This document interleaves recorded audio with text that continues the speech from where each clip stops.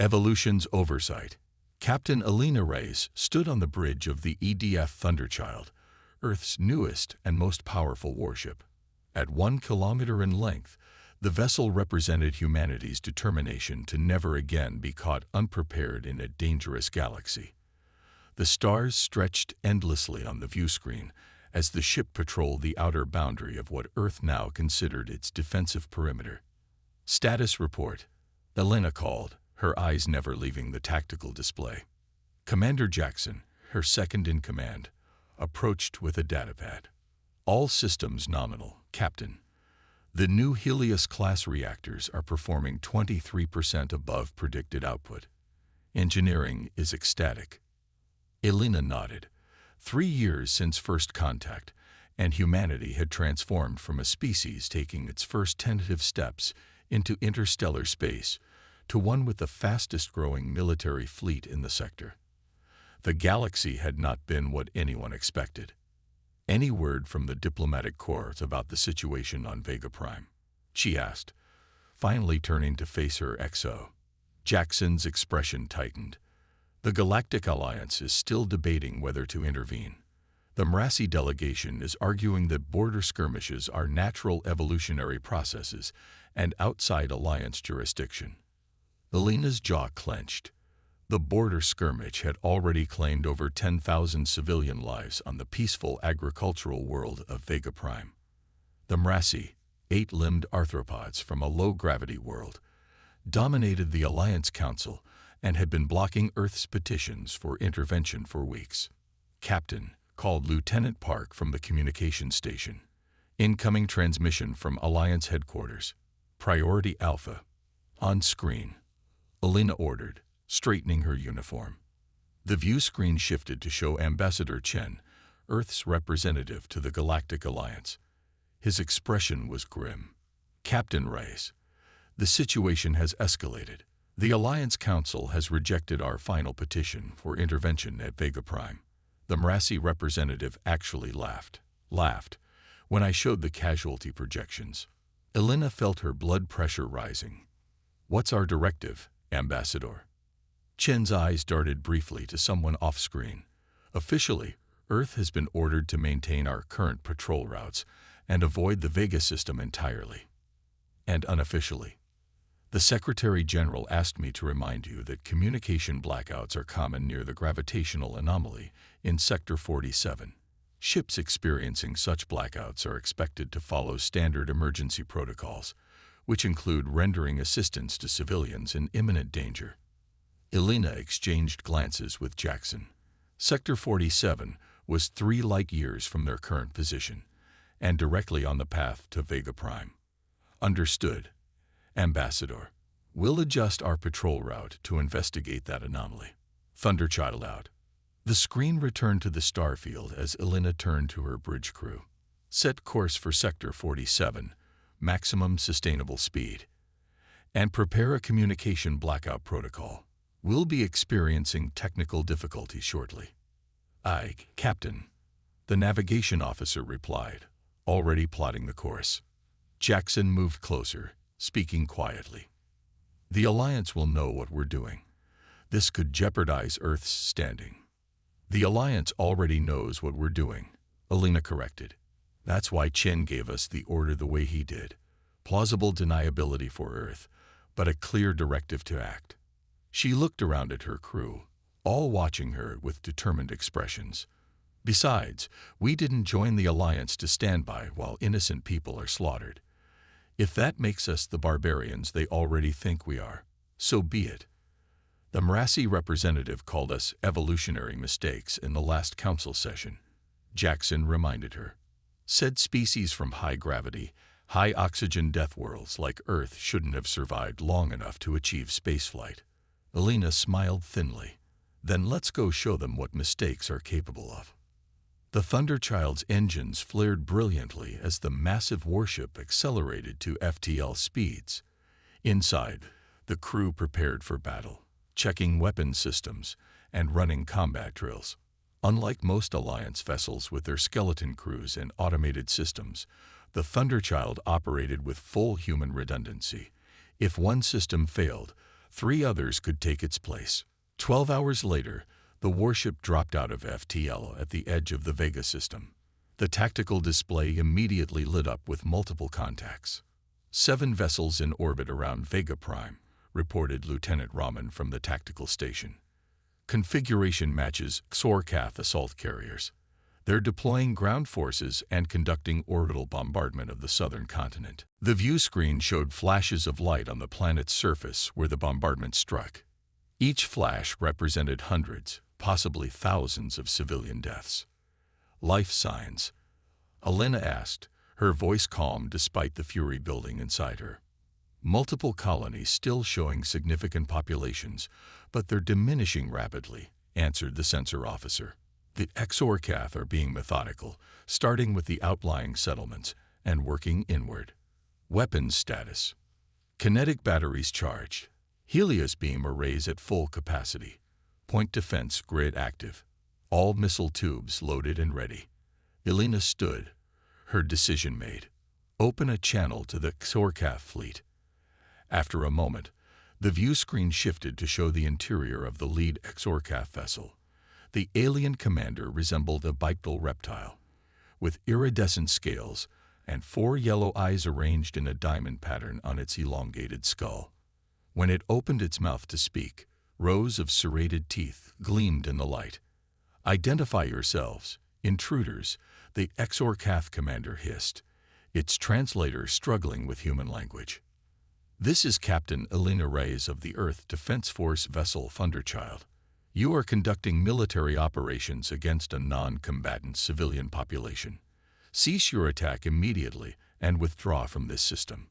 The aliens' eyes blinked independently of each other, a sign of confusion or perhaps amusement. Earth vessel. The primitives from the Death World. It made a guttural sound that might have been laughter. "You have no authority here." The weaklings of Vega Prime refused to pay tribute to the Xorcath Empire. Now they serve as an example to others.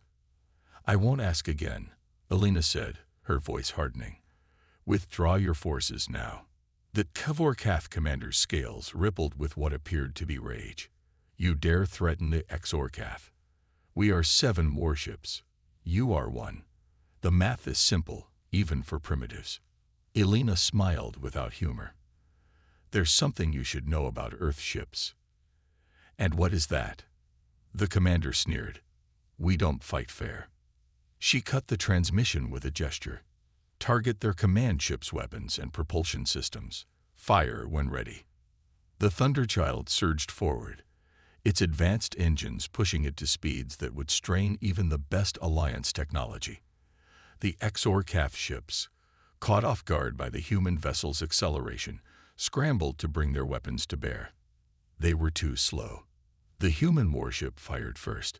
A barrage of hypervelocity tungsten rods accelerated to near-relativistic speeds struck the lead Xorcath vessel with devastating precision. The alien ship's shields flared bright orange under the assault before collapsing entirely as the human weapons found their frequency and adapted. "Direct hit," Lieutenant Raman reported, his voice steady despite the destruction displayed on his screen. "Their shields are down. Multiple hull breaches detected." The remaining Xorcath ships opened fire, their energy weapons lashing out at the Thunderchild. The human vessel shuddered slightly as its layered defense system absorbed the impact. "Shield status," Elena demanded. "Holding at 92%, Jackson reported. "Their weapons are powerful but predictable. Our adaptive shielding is compensating." Earth scientists had studied the weapons technology used by Alliance species and improved upon it, creating defenses that could analyze incoming attacks and reconfigure to resist them. The Xorcath seemed surprised by the human ship's resilience. "Target the 2nd and 3rd vessels," Elena ordered. Full spread of Artemis missiles, followed by Helios beam strike. The Thunderchild's missile tubes opened, launching dozens of sleek projectiles. Unlike primitive chemical rockets, these were powered by miniature fusion drives, making them nearly impossible to outrun. Each carried a payload designed to penetrate shields by shifting phase at the moment of impact. As the XOR-CAF point defense systems desperately tried to intercept the missiles, the Thunderchild's main weapon powered up. The Helios Beam Array, a concentration of focused plasma energy hot enough to rival a star's core, fired a blinding stream of destructive force. 2 more XOR-CAF ships went dark, their engines and weapons disabled. A third listed badly, venting atmosphere from multiple breaches. The remaining vessels broke formation, attempting to flee rather than continue fighting the unexpectedly lethal human ship. One managed to jump to FTL, escaping the system.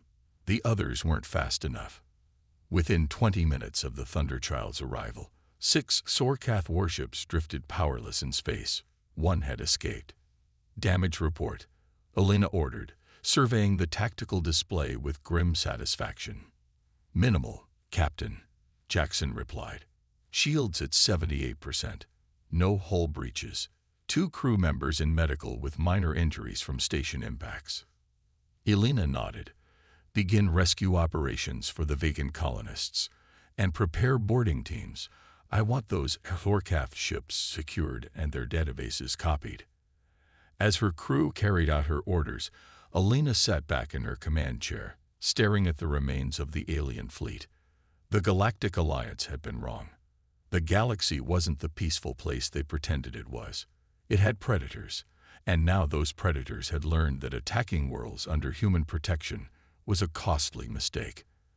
Hours later, Alina stood in the Thunderchild's conference room with representatives from the vegan colonies.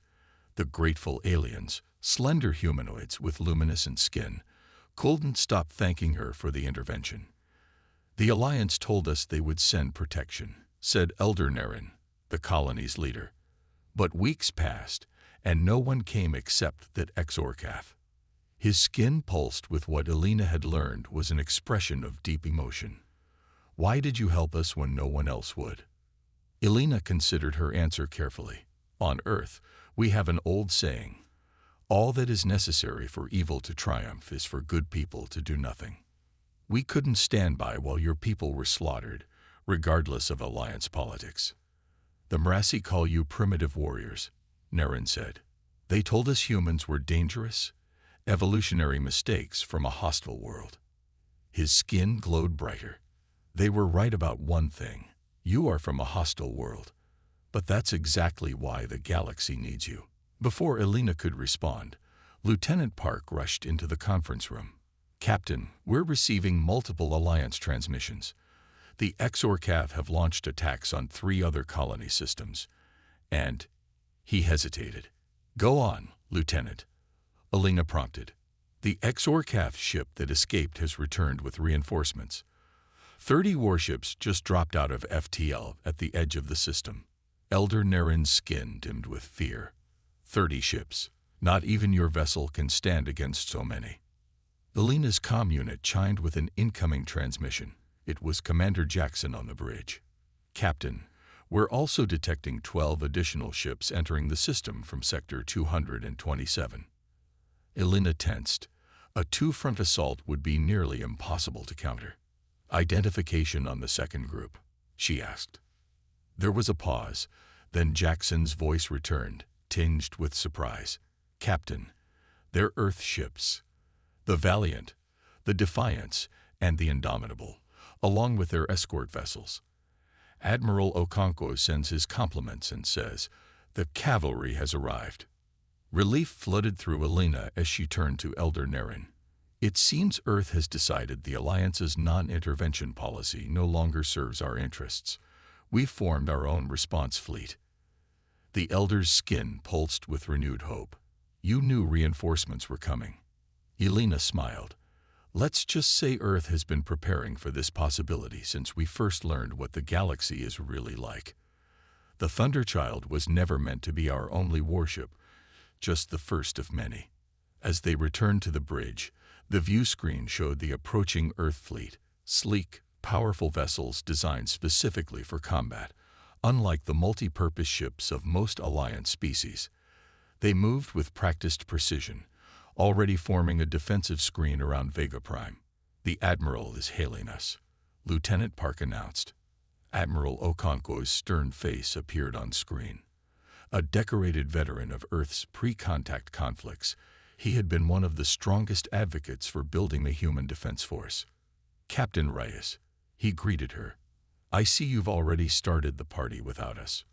"Just warming them up, sir," Elena replied. "The XOR-CAF have reinforcements approaching. 30 ships." Okonkwo nodded. "We detected their approach. That's why we accelerated our timetable. The Secretary-General has authorized Operation Sentinel, full defensive deployment to all human-protected worlds. And the Alliance, sir, has been informed that Earth will no longer stand by while civilian populations are targeted. We've established a mutual defense pact with 15 non-Alliance worlds already, with more requesting to join daily."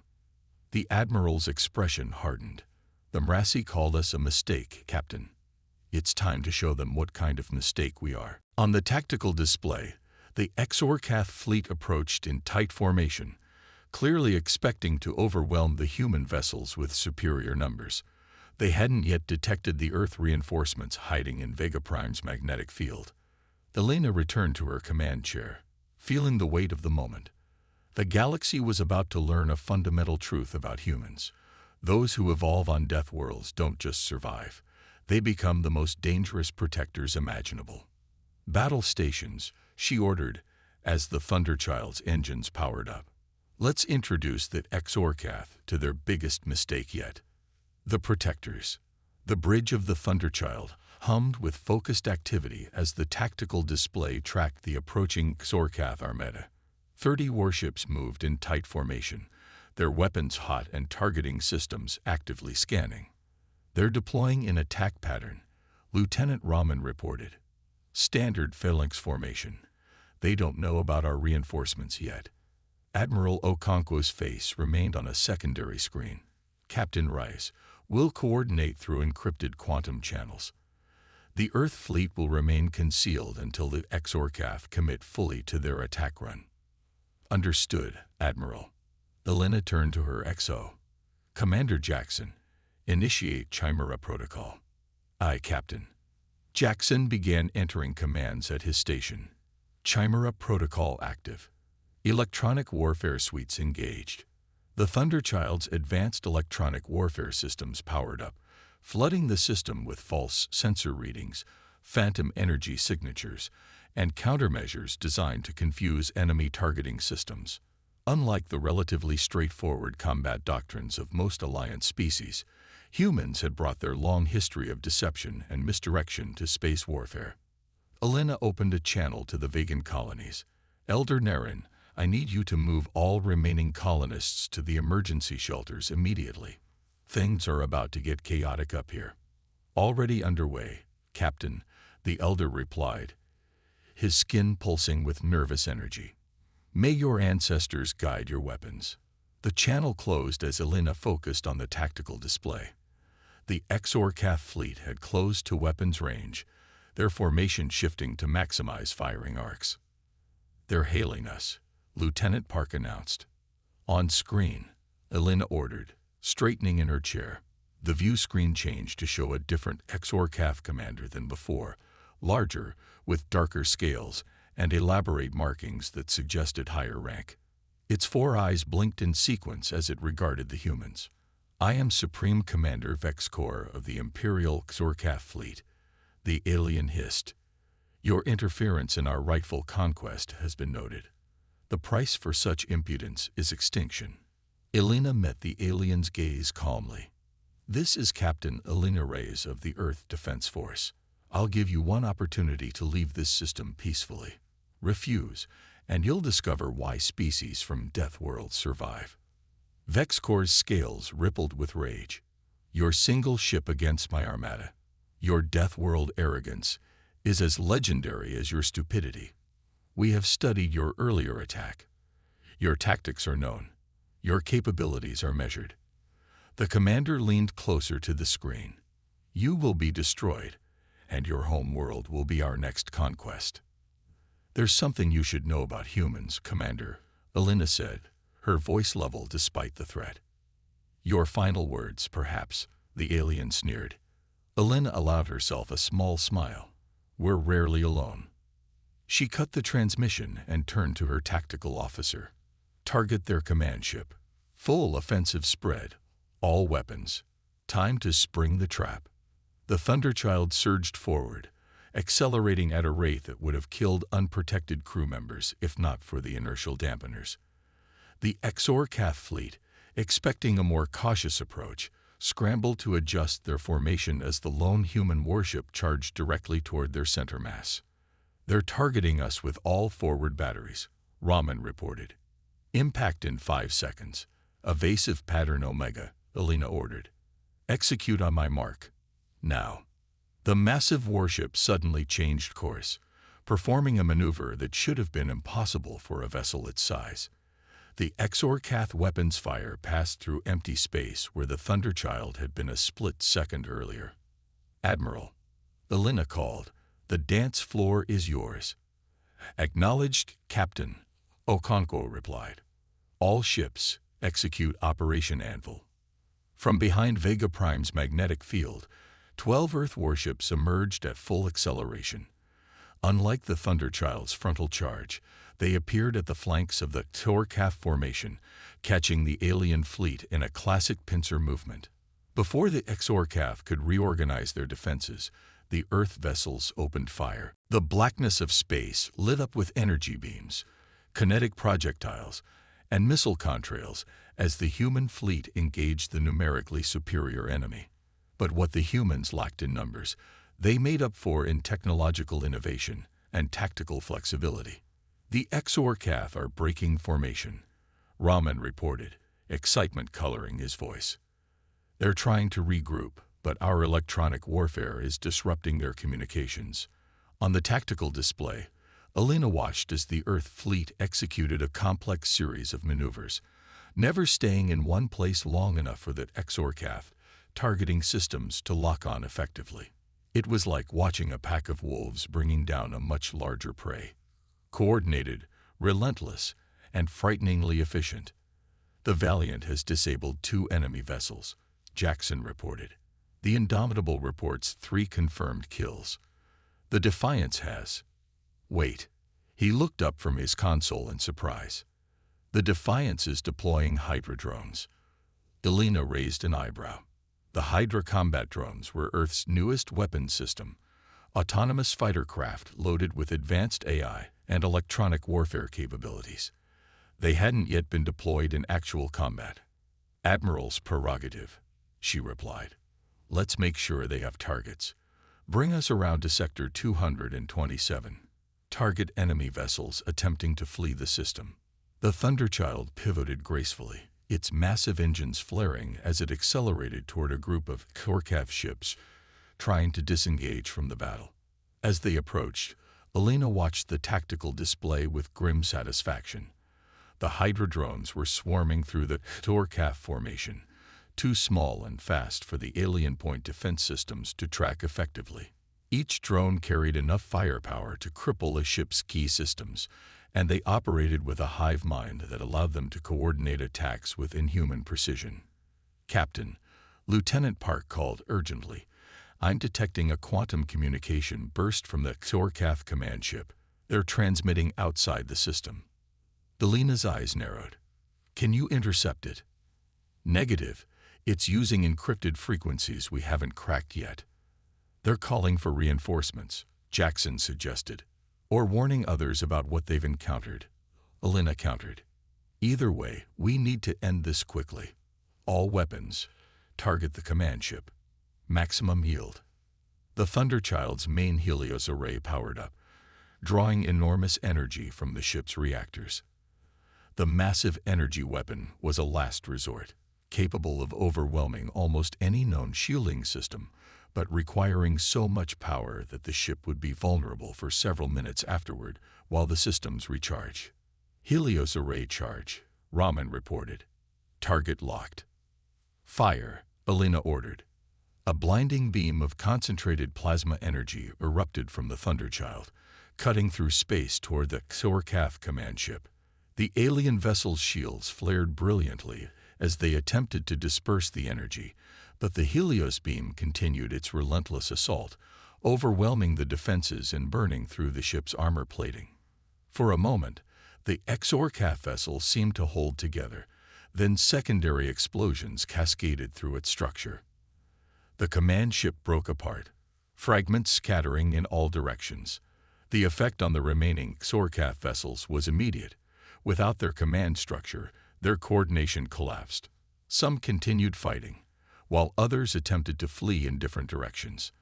The Earth fleet pursued methodically, disabling engines and weapons systems rather than destroying the ships outright.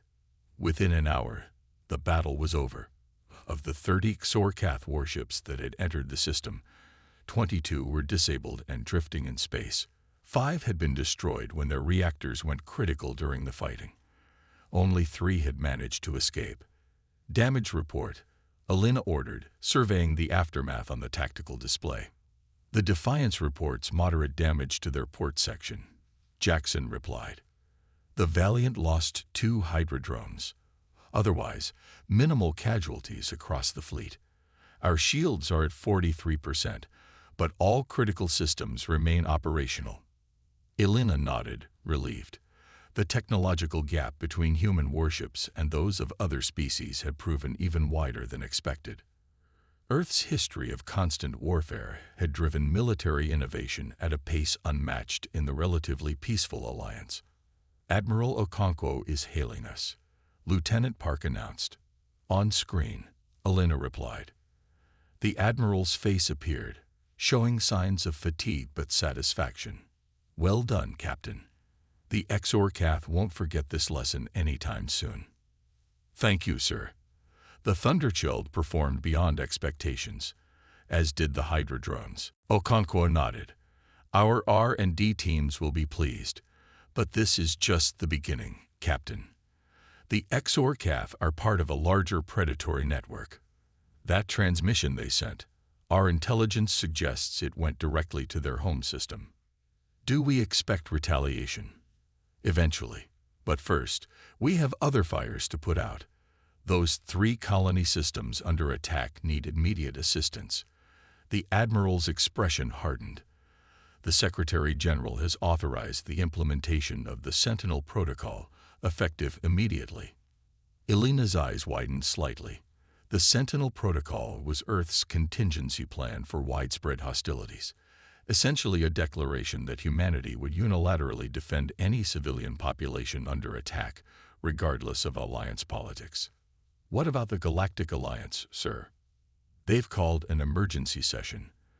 The Marassi delegation is apparently in an uproar, calling our actions barbaric interference in natural selection. Okonkwo's mouth twitched in what might have been a suppressed smile.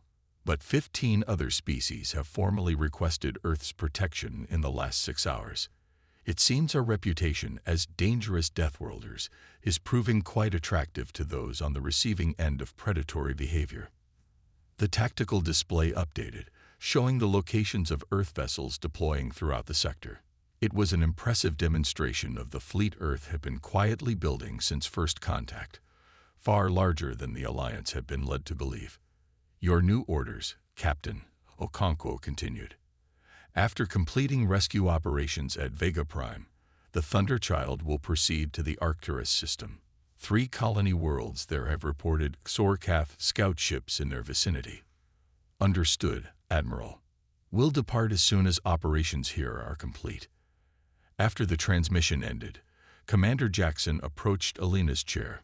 It seems we're at war, Captain. Alina shook her head slightly. We've always been at war, Commander. The rest of the galaxy is just finally admitting it. She stood and looked at the view screen, where Earth ships were now conducting rescue operations on the planet below. The Marassi call us evolutionary mistakes, species that should have died out on our harsh world before achieving spaceflight. They weren't entirely wrong, Jackson replied thoughtfully. Evolution on Earth did make a mistake. Alina raised an eyebrow questioningly. It created predators, Jackson explained. Then it created us to stop them. 3 days later, the Thunderchild departed the Vega system, leaving behind a permanent Earth defense station and a squadron of smaller vessels to protect the recovering colonies.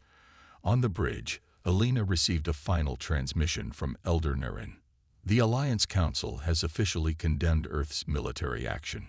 The Elder reported, his skin pulsing with what Alina now recognized as amusement. They've also announced a new protection initiative for frontier worlds that looks remarkably similar to what your government proposed 3 months ago. Better late than never, Alina replied diplomatically. Perhaps. Naren's skin shifted to a deeper hue. But we remember who came when we called. The Alliance debates while worlds burn. Earth acts. His expression became solemn. The Mrasis say you are mistakes of evolution, creatures too aggressive for a peaceful galaxy. But perhaps it is they who have evolved incorrectly, becoming so peaceful they've forgotten that sometimes protection requires force. As the transmission ended and the Thunderchild accelerated toward its next mission, Alina considered the Elder's words. Humanity had emerged from a world where predator and prey existed in eternal balance, where victory often went not to the strongest but to the most adaptable. If that made humans mistakes in the eyes of the Alliance, so be it. The galaxy was learning an important lesson. In a universe with predators, sometimes you needed the ultimate predator on your side. Set course for the Arcturus system, Alina ordered. Maximum speed. The Thunderchild's engines flared brilliantly as the massive warship accelerated to FTL, carrying Earth's mistake to those who needed it most. On the bridge of the Arcturus Defense Station, a week later, Alina stood with Admiral Okonkwo and representatives from 27 different species.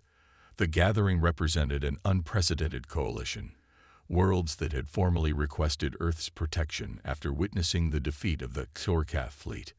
The Galactic Alliance has officially censured Earth for aggressive militarism, Okonkwo informed the Assembly. They threatened economic sanctions if we don't stand down our fleet. Murmurs of concern rippled through the gathered aliens until Alina stepped forward. And Earth's response. The Admiral smiled. The Secretary General's message was quite clear. We will continue to defend those who cannot defend themselves, with or without Alliance approval. A tall, avian alien with iridescent feathers spoke up. My people were told humans were dangerous, evolutionary mistakes from a hostile world that created warriors when the galaxy needed diplomats. The alien spread its wings in a gesture of respect. They were half right. You are dangerous to those who prey on the defenseless. As the coalition formalized their mutual defense pact, Alina reflected on how quickly the galaxy's perception of humanity had changed. From evolutionary mistakes to the protectors of the vulnerable in just a few weeks. Perhaps that was humanity's true purpose in the cosmos, to be the mistake that corrected a much greater one. The belief that peace could exist without the willingness to defend it.